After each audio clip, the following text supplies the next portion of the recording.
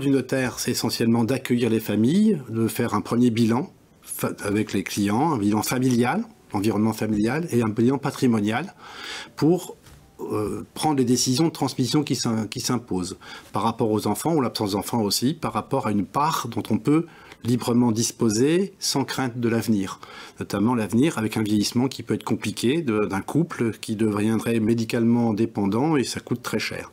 Donc le principe, c'est de garder sa sérénité dans l'anticipation, et quand on a bien anticipé et qu'on a pris conscience du patrimoine, qu'on a gardé une poire pour la soif et qu'on sait ce qu'il peut advenir en cas de vieillissement difficile, on peut transmettre. On peut transmettre. Bon, généralement, il y a des enfants. On en reparlera parce qu'il y a des parties réservées un peu compliquées et c'est des parties disponibles. Mais si on n'a pas d'enfants, il faut vraiment prendre les dispositions, orienter le choix de la transmission vers une œuvre, association loi 1901 ou fondation exonérée d'impôt de succession, et on pourrait effectivement optimiser. Donc on peut travailler par un legs ou un testament, où on peut faire une donation de son vivant. Et là encore, quel sera le rôle du notaire? Le rôle du notaire, si c'est dans une donation, c'est pour faire le transfert de la propriété, immédiat et définitif.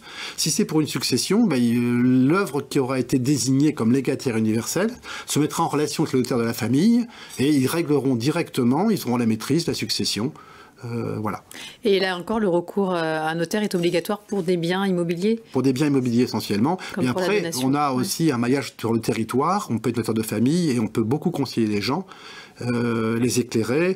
On ne va pas orienter leur choix, on respecte leur choix. Mais on peut les orienter pour optimiser leur volonté en partenariat avec l'œuvre choisie. D'accord. Votre avis sera toujours précieux. Par contre, si on a un testament, on ne le dit pas à l'œuvre, parce qu'un testament est par nature révocable. Si ces personnes qui ont fait un testament, n'étant pas certains qu'ils auront toujours la trésorerie nécessaire pour un vieillissement médical et économique tranquille, ils peuvent toujours amender le testament. Mais on ne dit pas à l'œuvre. Bien sûr. Oui, au dernier moment, non, c'est au décès qu'on le déclarera.